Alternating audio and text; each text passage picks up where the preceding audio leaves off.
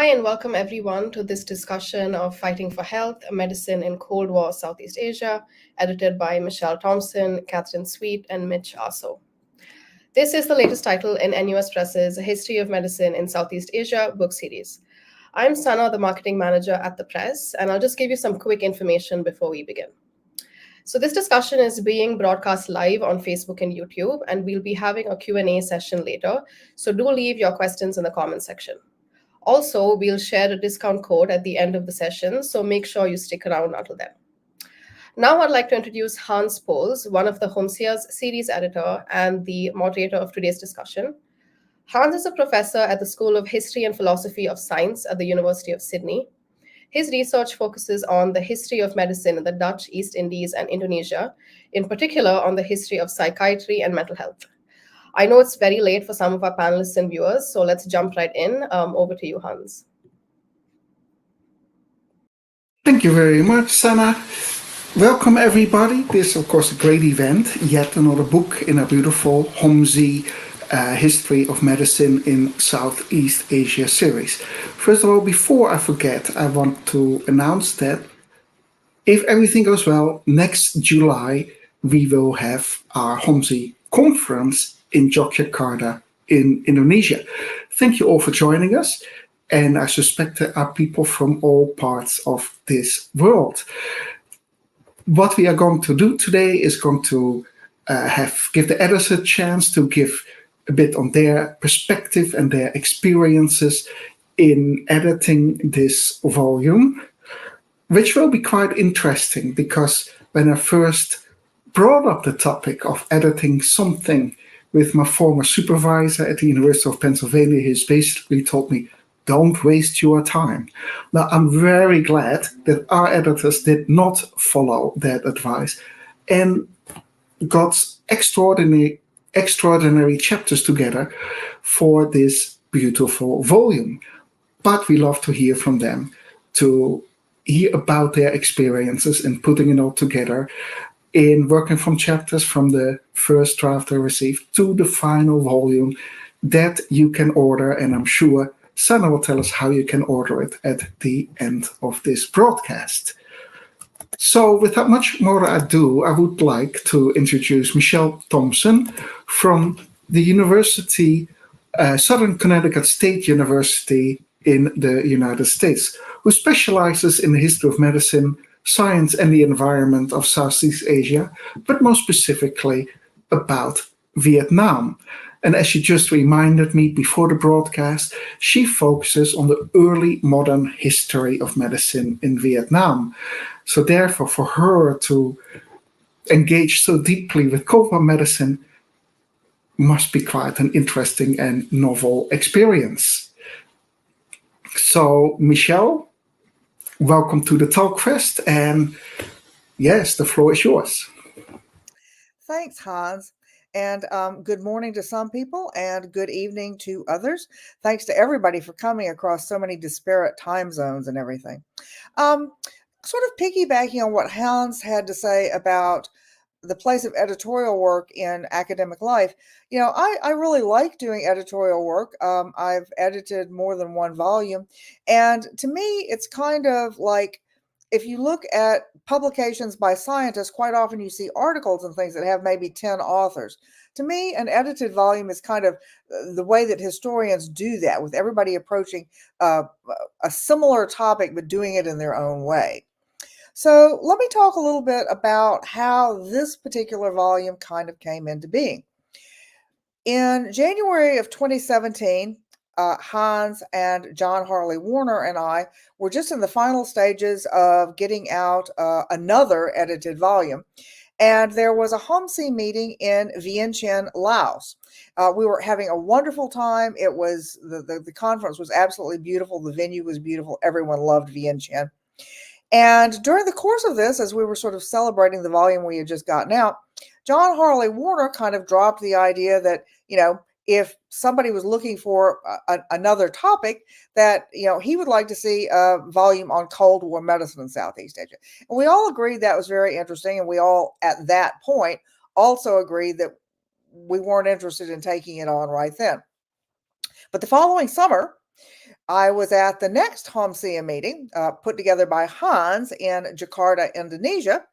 And as I went to panels during that conference, I realized that there was kind of a critical mass of people who were doing Cold War medicine in Southeast Asia. Many of them junior scholars, many of them from the region, which was important to me in terms of another volume I might be editing.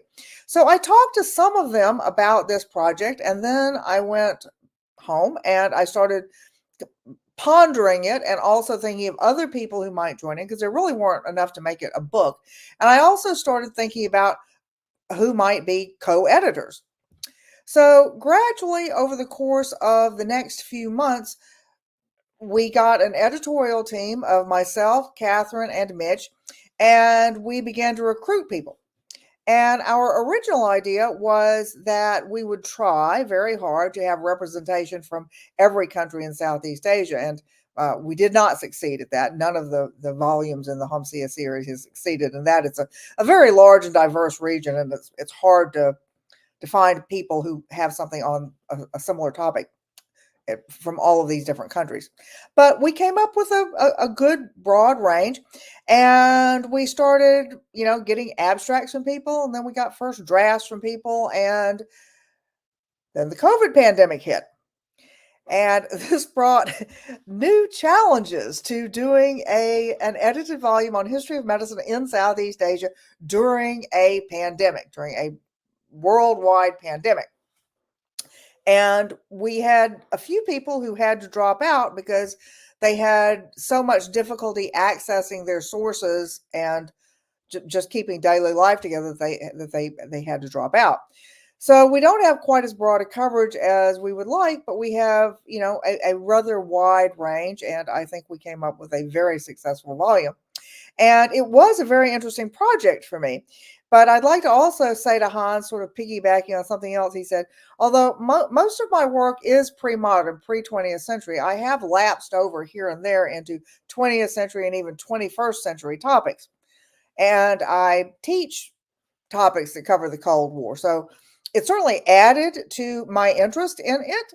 And I was very, very glad to work with all of our authors and with our editorial team. In fact, I'd like to close by, giving my very warm thanks to Mitch and Kathryn. We had just a really compatible, really functional editorial team, and this book owes more to both of them than it does to me, really.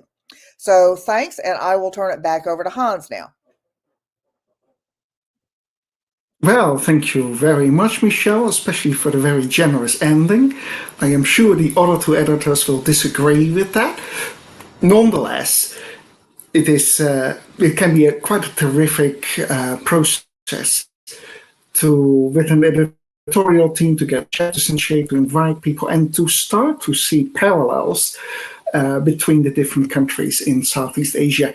And we at HOMSEAS think that Southeast Asia is an excellent place to look at the history of medicine, because climate, populations are roughly similar, but the political history of the area shows dramatic contrasts as to all kind of political interventions, healthcare systems from different colonial systems, the French, the Dutch, the British, and what happened after World War II, when one country after became independent. Of course, we have to exclude Thailand from that, since it was never occupied.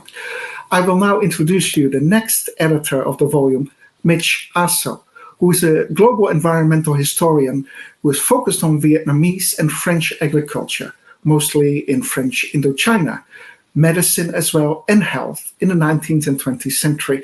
He is at the Department of History and East Asian Studies at the University of SUNY, so State University of New York at Albany. Mitch, welcome to the screen, and the floor is all yours now. Great. Thank you very much, Hans. And I would also like to thank everyone for attending. I think Michele left out those of you who might be having lunch right now. So, but anyways, definitely a global audience for a global edited volume.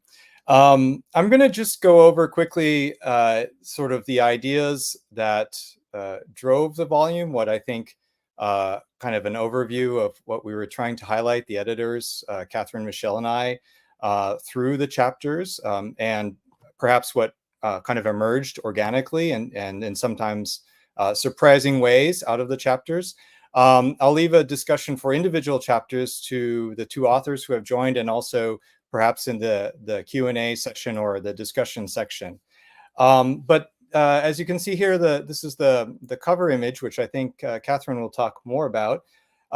And in Fighting for Health, we really asked the authors to explore the intertwined histories of medicine and politics during the Cold War era in Southeast Asia. The editor, I think the volume, the authors and the chapters in the volume show how various actors, including governments, non-governmental organizations, international organizations, and especially local communities, were forced to navigate and try to utilize medical practices and policies within the broader context of the Cold War within Southeast Asia. What the authors in this edited volume engage in, by my count, at least 10 languages, research languages. And through these really, no one scholar can engage in sort of that diverse array of primary sources, but through these primary sources are able to show the broader social impact of medicine in Southeast Asia during the Cold War. Their chapters highlight how initiatives became tools of soft power and ideological competition, not merely between the United States and the Soviet Union, but also between East and Southeast Asian countries themselves. So within Southeast Asia, but also between East and Southeast Asia. And I think John de Moya, whose chapter covers Vietnam and Korea, can talk a little bit more to that dynamic. And in this way, our edited volume really challenges conventional narratives that put the emphasis on, say, Washington, D.C. or Moscow. This is part of a broader trend, I would say, in studies of this era of the Cold War, to move the emphasis down to the local and to show how the local really mattered. I can think of Hajimu Matsuda's work in Singapore, and many others who have made that move. Our emphasis in particular is on healthcare, but also on broader questions of development and the intersection between healthcare and development. I think one of the questions we might raise is how salient the term Cold War is as an analytic category, or is it merely a sort of time period, time, I think, that frames our study, and what role, say, development, perhaps as an analytic category, plays in each of these chapters. Now, Sana, if you can just forward a couple of slides to the table of contents. This is, of course, Southeast Asia right there. Thank you very much. These are the authors. As you can see, we have 8 chapters plus an introduction. Again, I won't go over each of the chapters here, but just leave this on the screen just a bit, so if you're in the audience and haven't had a chance to see this, and yes, Sana, if you can increase the size, perhaps that will help thank you very much, the viewers here. And if you can move to the next slide, these are the themes we've sort of organized, I would say, or kind of come out of the chapters in this volume. So the first theme that really runs, or kind of thread that runs throughout the volume, is the use of military medicine during the wars of decolonization. I think the cover really shows that nicely, and again, Kathryn can talk more about the cover image. But of course, to the experience of the Cold War in Southeast Asia was really tied up with, inextricably tied with the process of decolonization. Mostly in a lot of the countries that are studied in this volume, a violent process, very violent process in many places.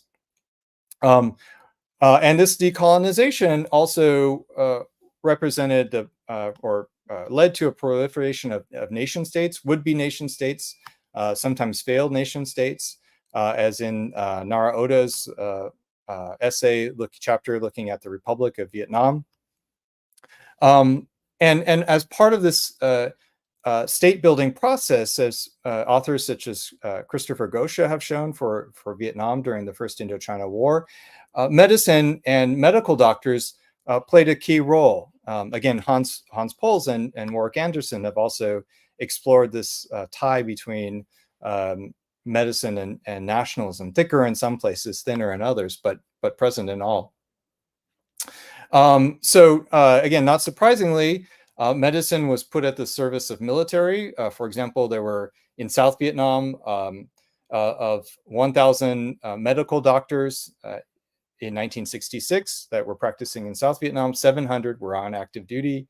That percentage just increased as the war went on. Of course, in North Vietnam, a place where I know, there were two branches of medicine, military medicine and civilian medicine, and military medicine really received, for much of the era, the lion's share of resources. Again, this kind of can be talked about at much more length. Another theme that runs throughout is state medicine and international relations. So medical doctors were often called to be diplomats as well, or they were represented in international relations, and a lot of the chapters discussed that. Medical aid was also a subject of much discussion in international relations. But finally, the third theme is somewhat in tension with that, in the way that preventative medicine also played a key role in nationalist politics. So the concept of the nation itself was often formed by medical doctors and health practices. I will conclude with a final observation. I just got done doing research in an archive about Vietnamese experts and medical doctors. And one thing I realized is that this archive was really about actually the history of the Democratic Republic of Vietnam, the DRV, after 1946. And in very interesting ways, that experience of the nation state was formed by scientific and medical expertise. So I'll stop here and leave the conversation to go later. Thank you very much, Mitch. Of course, Vietnam was the most violent site during the whole Cold War, and is probably shaped until today by that violent conflict. So very good to keep drawing attention to that. The next editor is Kathryn Sweet, and I have to say that she single-handedly put the history of medicine in Laos on the map. Country is often overlooked in these kind of contexts, and I don't really know any other historian of medicine of Laos, so it's wonderful to have her. Kathryn actually works in Laos and involved in all kind of health initiatives there. Her research is focused on health, development, and cultural issues in the 20th century in Laos and outside there. And Kathryn is both an editor and a contributor. Kathryn, the floor is yours. Thank you, Hans, and welcome everyone, wherever you are.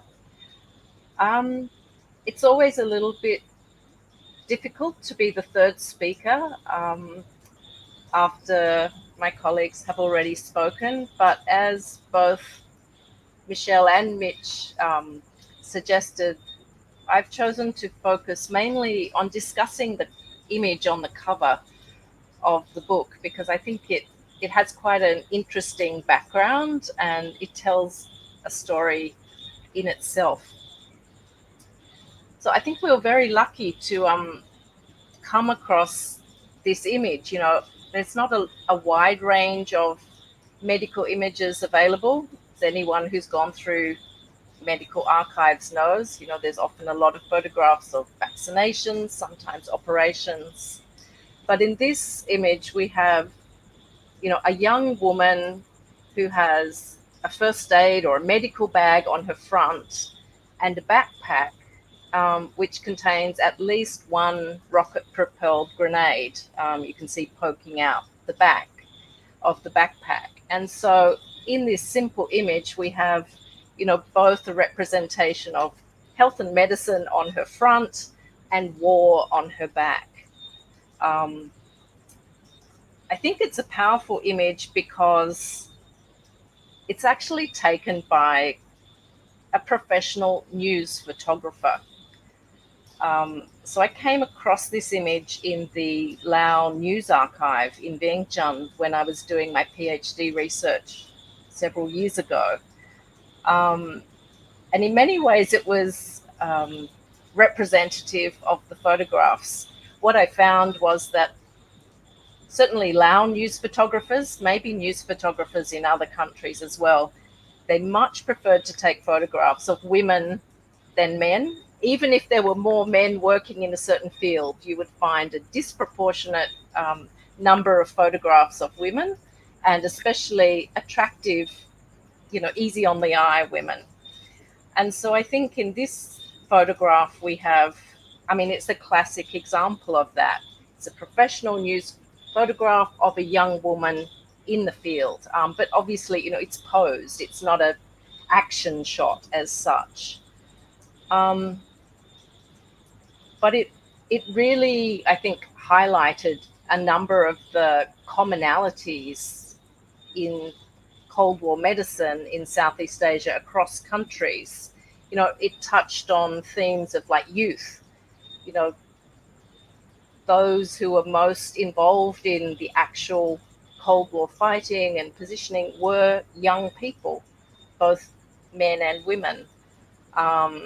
It's a photograph taken in a rural area, which of course is where the majority of conflict took place. In this case, the young woman is a member of an ethnic group.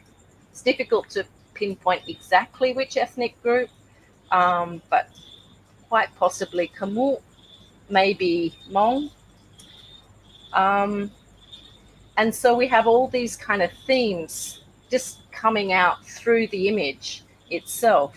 I think it also touches on this Cold War hope or belief in the future, that peoples, nations were thinking about a different future, one that, would bring a different kind of modernity, a different kind of development.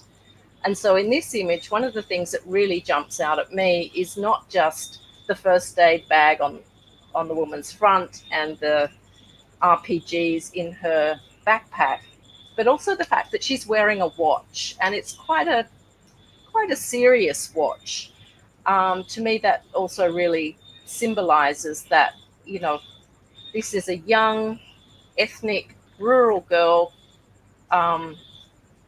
looking towards her future and the future of her nation. I guess just as a closing word, I would give a little bit more context.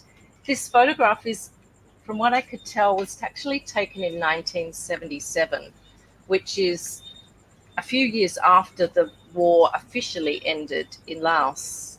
There was a ceasefire in 73, a coalition government in 74. The communist side, the Pathet Lao, took power in 75.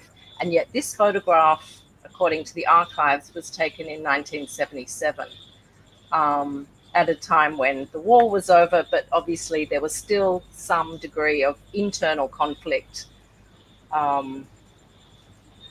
happening in certain areas of rural Laos. I guess I don't want to say any more than that, just that I would like to thank the editors, my co-editors, also all the contributors. I think we ended up with a wonderful combination of chapters.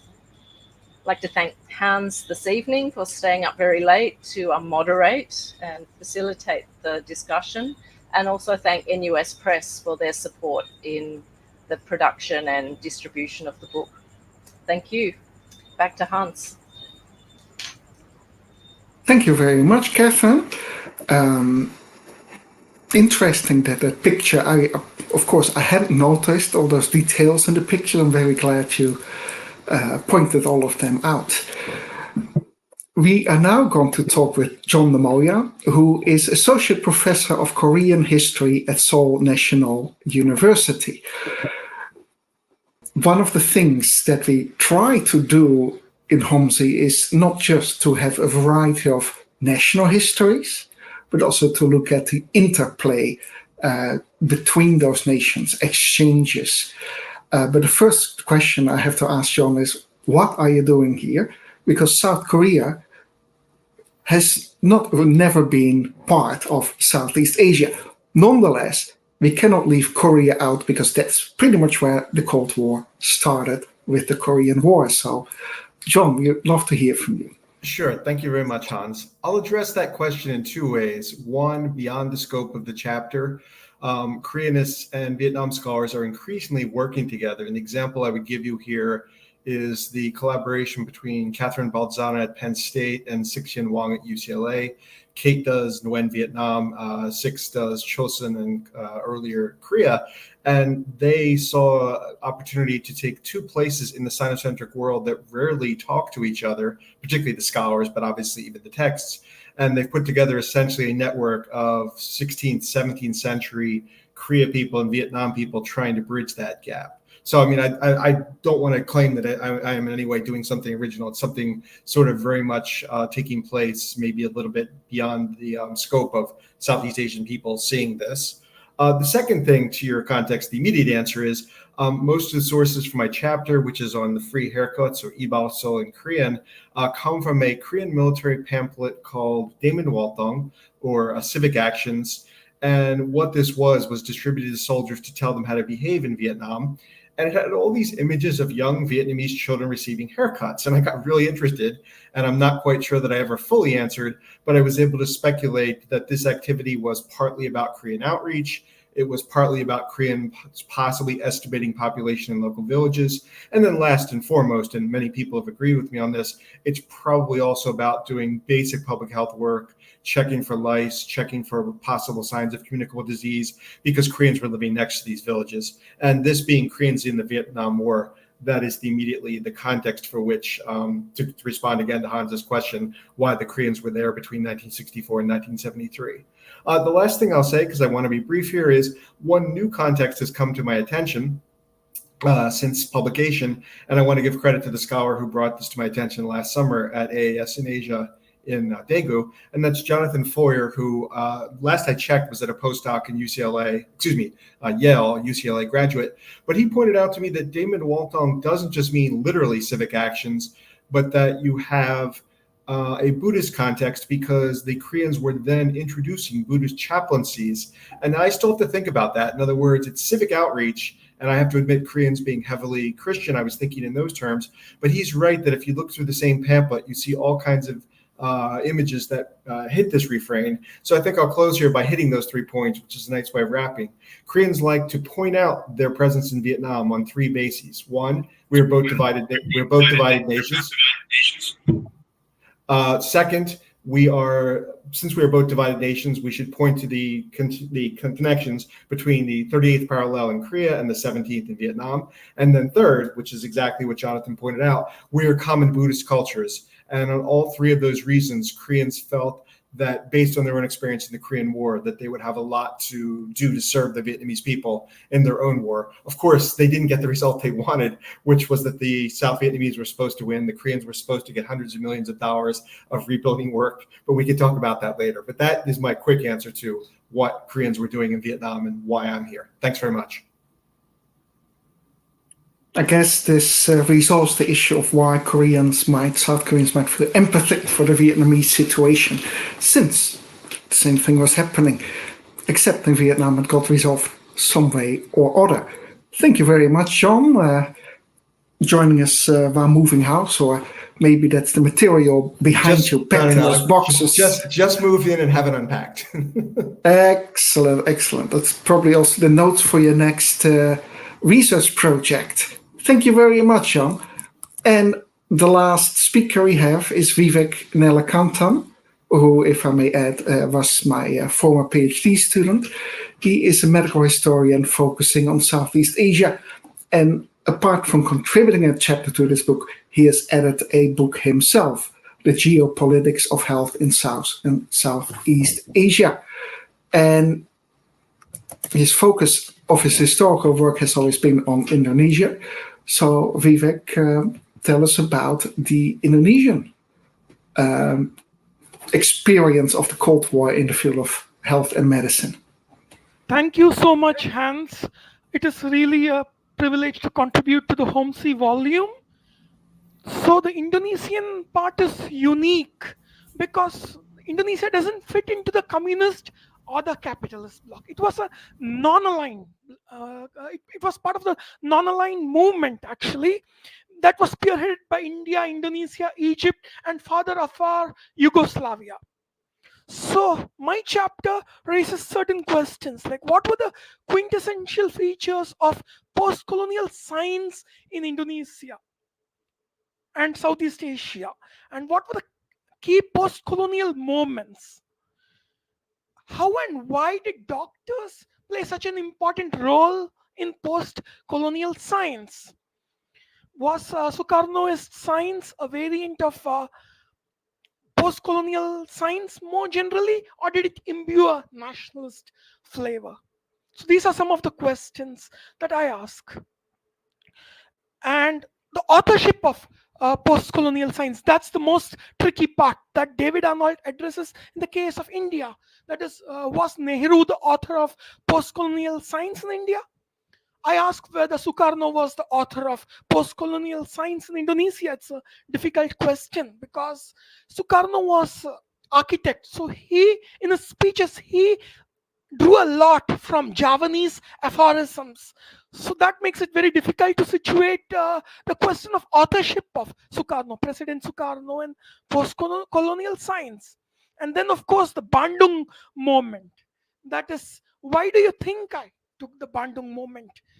To illustrate the nature of post-colonial science in Indonesia.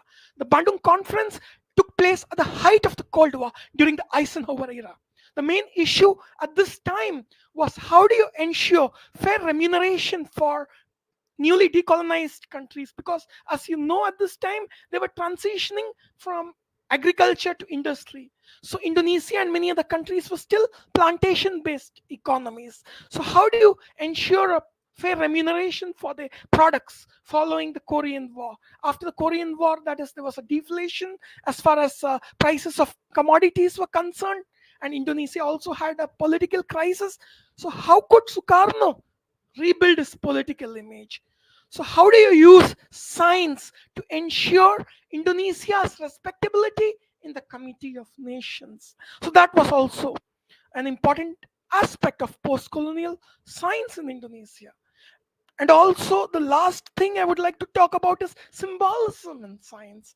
Sukarno's appropriation and transformation of ancient Indonesian symbols, and he wanted to make a claim that Indonesians were heirs to the ancient Hindu-Javanese culture. So he invokes the example of the legendary Maharaja Airlangga. Airlangga was 11th century Javanese king.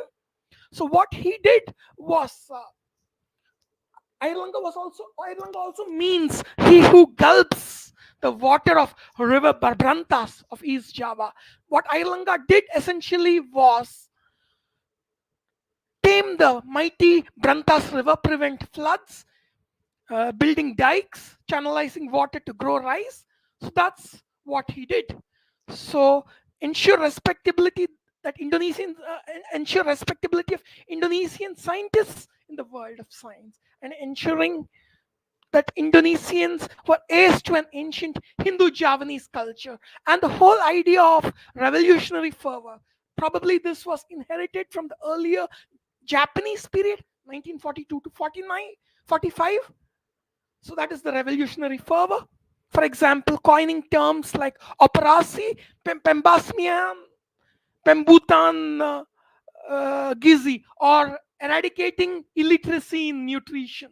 So those kinds of issues which you don't see in India or the Philippines.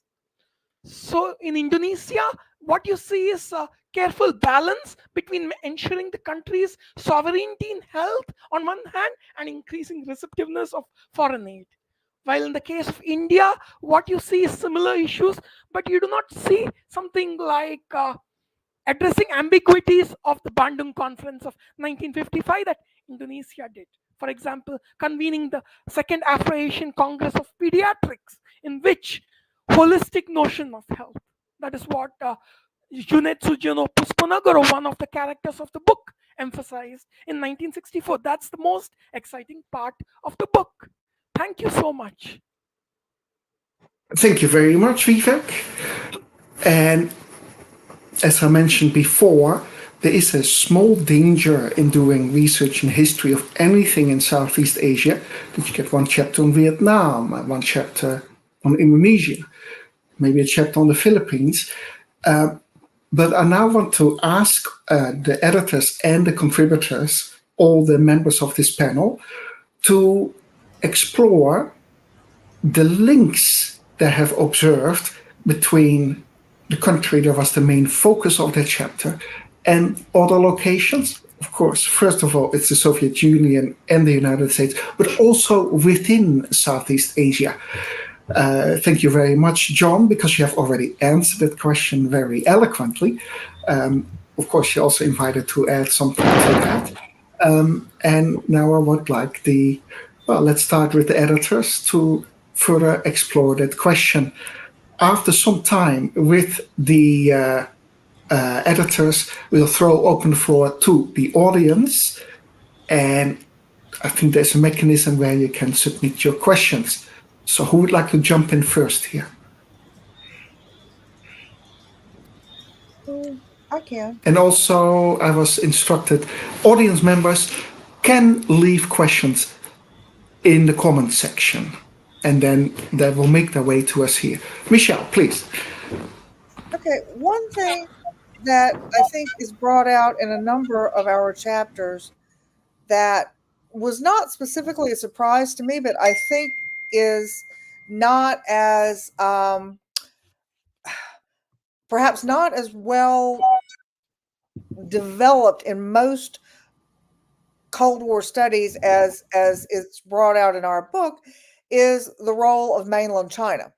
I mean, when people talk about the Cold War today, they most commonly mention the Soviet Union and the United States.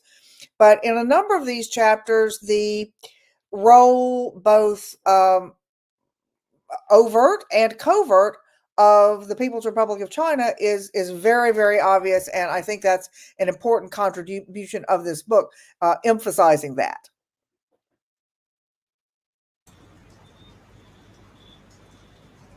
Mitch? Yeah, thank you. I completely agree with the importance of the PRC that Michele mentioned. And I would just add that more generally, there is an importance of the Chinese community, which actually has a much longer history than just the PRC, right? And I think we see this, for example, in Nara Oda's chapter on traditional medicine in the Republic of Vietnam, which, there have been quite a few studies, including Michele's, of traditional medicine in but most of them focus on northern Vietnam, where actually, surprisingly, the kind of issue of China was a little bit less fraught, right? So during the Cold War, actually in the Republic of Vietnam and South Vietnam, the Chinese connection to traditional medicine, as seen, becomes very problematic for Ngo Dinh Diem and the Republic of Vietnam. They don't know whose loyalty this long established Chinese community in Saigon and other places has, right? Are they more loyal to the PRC, the communists, and in that case, quite problematic, or are they indifferent, or do they have ties to Taiwan, right? The Republic of China. So it's actually, I think, quite, and again, a theme that runs throughout in the various chapters. That is really interesting. And you also remind me, such a way, is that, of course, Southeast Asia has a variety of indigenous healing traditions that then interact with all kind of various medical traditions coming from outside the region, which makes for a very interesting dynamic. Kathryn, you wish to chime in? Please have. Yes. I would say that, the study of Laos is nearly always comes down to these kind of issues of regional interactions. And so I think for me, one of the interesting elements of this book is that we didn't just deal with the American and Soviet Union, sort of superpower engagement, but to be very specific, when we see John's chapter on South Korea in Vietnam, or Anik Ganel's chapter on the Soviet Union in Vietnam, North Vietnam, we then move on to the Laos chapter, where both North and South Vietnam are then active in Laos. So, the two Vietnams become not just sort of the recipients of foreign aid, they also become donors of foreign aid.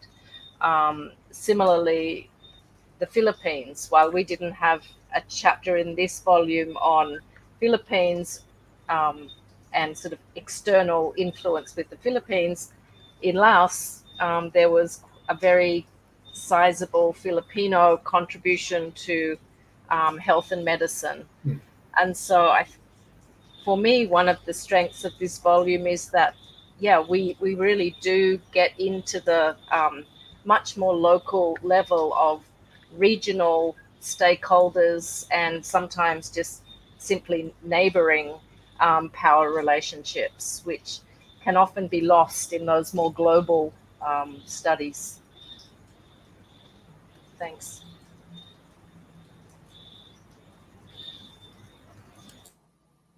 I need to unmute myself. After all those years of COVID and Zoom, we haven't learned yet the basics of this teleconferencing. Thank you very much, Kathryn. I think a country like Laos is, of course, ideally located to look at all those influences. And it's quite interesting to have a northern and a southern Vietnamese influence that might not be entirely compatible.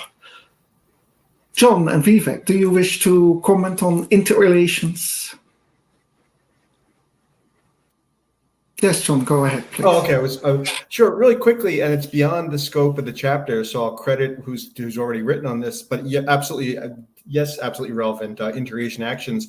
The Koreans were paid by USAID from 1968 forward because the US does not trust the Vietnamese Ministry of Health. So the Koreans in the middle of the war were doing the epidemiological data gathering. Mark Harrison at Oxford has published this piece called War on Two Fronts. And to connect with what Kathryn just said, and this I don't think anyone's written about, it pops up in the Korean records. The Koreans were unofficially sending doctors and doing these very brief helicopter missions and checking out conditions in Laos. I don't think they're supposed to be there, but they are doing epidemiology work like 1969, 1970. And again, this is all on behalf of USAID, which is basically saying off the record, we don't trust the local Southeast Asian health. So you get these weird, not only interactions, but also the triangular tensions between the US and their various, what they see as various sub-patrons, but at different levels. So the Koreans definitely increased the level of tension with their Southeast Asian partners in ways that they probably are not always conscious of. Wow, that's really interesting. Vivek, you please share your insights on this topic.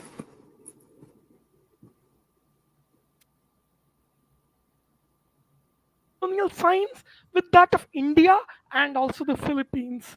That is, Filipino science was unique because it tried to Magsaysay, successive Filipino presidents from Elpidio Quirino, Ramon Magsaysay, Dioscoro Macapagal, they aligned their foreign policy with that of the US.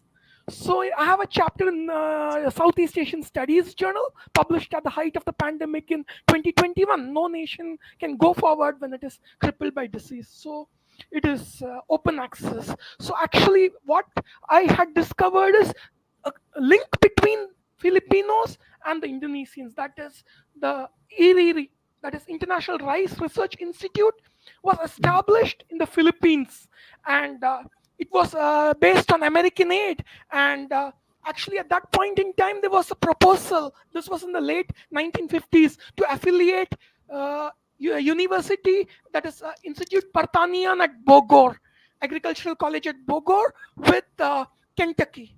But unfortunately, that is Sukarno's promulgation of guided democracy and the deterioration of US-Indonesian relationship. So that's why Philippines was called broker. It was a middle power, what you say in today's terminology. So Philippines, that is Indonesian students from Bogor sent to Philippines for training, for the agricultural training and capacity building of Institute Pertanian or the Agricultural College at Bogor. So those kinds of South-South interactions. What to make of the second Afro-Asian Congress of Pediatrics? You see holistic notion of medicine, but did anything come out of it? I'm not sure. It's a big question mark. But at least people discussing health that is not just about disease eradication, what you see in the WHO at this point in time in the 50s. For example, malaria eradication. So I'll end there. Thank you. Thank you very much, Vivek. Just to set you in one of the things you said, investing in a research institute focusing on rice is, of course, something that would affect not just all of Southeast Asia, but all of Asia. And with the Green Revolution coming, where many local strains of rice were replaced with a more standardized, higher yield type of rice, this has also dramatic health consequences. Earlier, polishing of rice would bring about beriberi in institutionalized populations. So nutrition is an element, an essential element if we look at health and medical interventions. So that would also be quite interesting to focus on. Is it raised in any of the chapters in this book? May I ask the editors?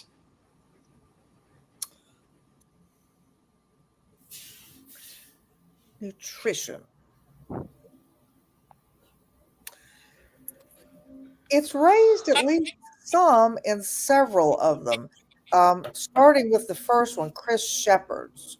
Let me look through and see which ones. I mean, I don't. It's not a major theme of any of the chapters, to my memory. Am I correct in that, Mitch and Kathryn? I don't think it's the focus, but I do agree that Chris Shepard talks about agriculture on East Timor and the relationship between agriculture and animism and health. Hoar's chapter on Malaysia, of course, during the emergency, is talking about rural communities, and she's does raise the idea of nutrition a bit.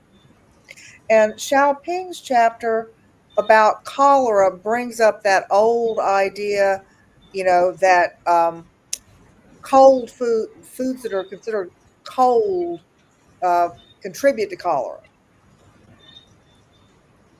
And indeed, that's quite interesting to look at traditional medical theories about the relationship with food and health. Yeah. I would like to bring up some of the questions of the audience, and one of them flashed already on the screen.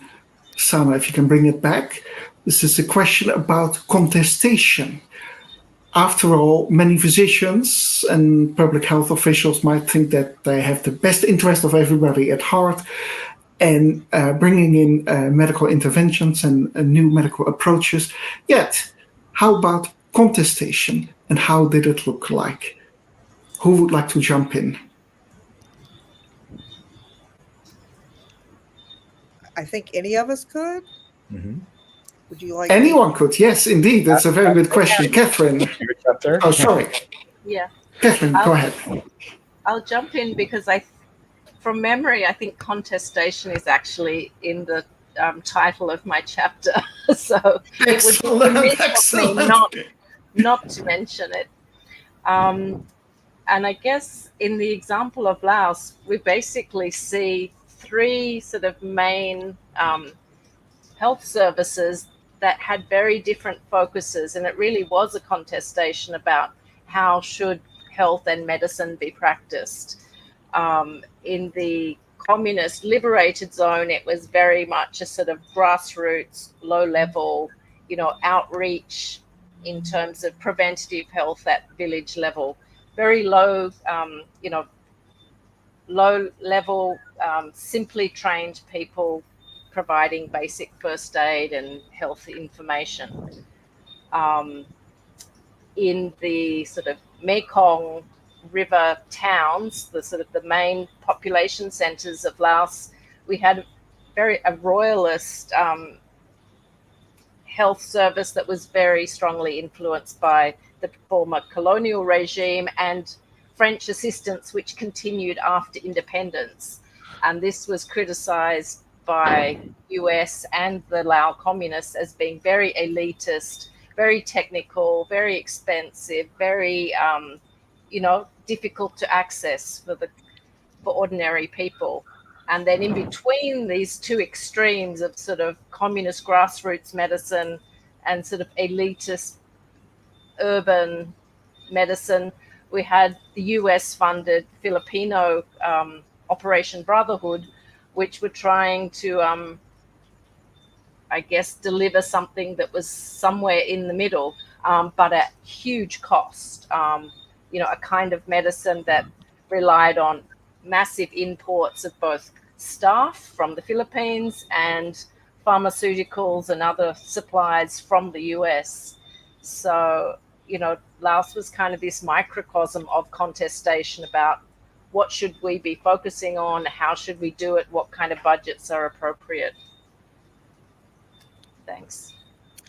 Exactly. In many countries, it is to have a budget that is as low as possible. Michele, please. If the person asking the question is looking for contestation, having looked again at the chapters and reminded myself what they are, I think there's at least a sub-theme of contestation in every single one of these chapters. And in some of them, like Kathryn's, it's really a major part of it. And another one where it's really a rather major part and that ties into something we were discussing before is Nara Oda's chapter, where the title is More Eastern Than Traditional, the Making of Dong Yi in the Republic of Vietnam During the Cold War. So part of the contestation there is how much of traditional medicine as practiced in South Vietnam was actually traditionally Vietnamese and how much of it was dominated by the fact that so many of the practitioners were ethnically Chinese. So you have a kind of a three-way contestation there. And again, if the person asking the question is looking for a book with contestation in it, I honestly think that every single one of these chapters has some element of contestation. Could I add Mitch, please. Perhaps one surprising contestation that people scholars haven't really looked at is the contestation between kind of religious views of medicine and secular views. So, Chris Shepard's talks about animism and medicine, but Poor's chapter raises the issue of missionary medicines who are kicked out of China after the PRC, and then are looking for a home in the British Empire afterwards, right? And a lot of them settle in Malaysia, and to me that's a very interesting, because during this period we don't often talk about medical missionaries, right? They're colonial, they're pre-1945, and yet medical missionaries, even in South Vietnam, so-called secular missionaries often talk in very kind of religious terms, right? As a kind of a mission, a sort of calling. All of these kinds of medical or religious terminology comes into their medical practice, and I think that's Poor raises it and discusses it, but I think that would be a kind of a theme for a monograph on its own. Thank you very much. I think, especially in a volume set in the Cold War, contestation must be everywhere. I believe there was a second question from the audience. Yes, there we go.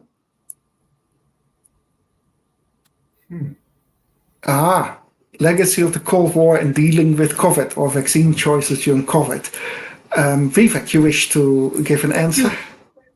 Actually, as far as South Asia is concerned, because I'm from India, that is COVID, the country battled COVID in 2020. And actually there was an artificial dichotomy created between lives and livelihood. Narendra Modi's response was criticized internationally. That is the lockdown, for example. But what happened in the international scene? SARC, for example, the South Asian Association for Regional Cooperation, there was a big problem here because it was seen as an India-led initiative when India began Vaccine Maitri, or vaccine friendship program, supplying vaccines to Maldives, to Sri Lanka, because you see there is a rivalry between India's Vaccine Maitri program based on world as one family, or Vasudhaiva Kutumbakam as they say in Sanskrit, versus China's Belt and Road Initiative. Both countries tried to outdo one another. So that's the main problem. That is the politics of vaccination in South Asia. And again, you can tie it to Cold War. This is the new Cold War, you can say. Cold War II, actually. Cold War III is currently the Russia-America Cold War due to the Ukraine war, but Cold War II, you can say it's, yeah, between India and China. Yes, some of the other panelists wish to jump in. Kathryn.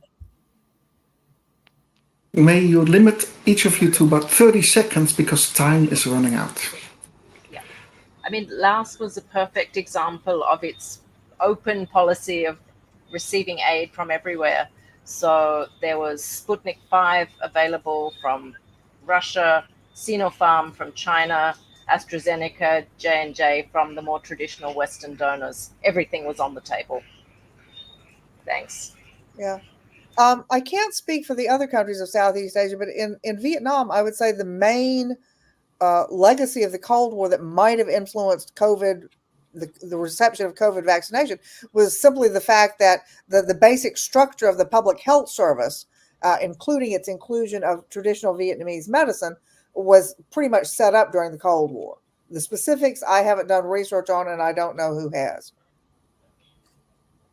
Yeah, I would agree with that. I mean, I think that you do have quite a big change in Vietnam, say with renovation in the 1980s and kind of the privatization of some of the medical services. But one thing, another kind of issue another theme that continues from the Cold War is this idea of the necessity of autonomy, or kind of even while you're accepting, or even while Vietnamese officials were accepting, Moderna, AstraZeneca, Sinovac, there was also an attempt to kind of create a domestically produced vaccine, and I think that that sense of a need for kind of autonomy is a Cold War legacy. Yeah. Thank you very much. I have to wrap this all up, and I know that we just got going and we can keep talking for hours on this. There is an opportunity to do so at the next HOMSEAS conference, which most likely will be in July next year in Yogyakarta, Indonesia. And I hope that all participants to this panel will be there. And we will launch this volume and think about the next volumes in the series of the National University Press of Singapore. Thank you to all participants. Thank you, Hans. Thank you all so much. That was great. So just on behalf of NUS Press, I'd like to thank Hans for moderating this discussion, all the three editors for joining us, as well as the contributors. Thank you also to our audience for tuning in from all around the world. I'm going to share the discount information on the next slide. Here we go. With that, I think we'll bring this discussion to a close. Good night, good morning. Thank you. All of that.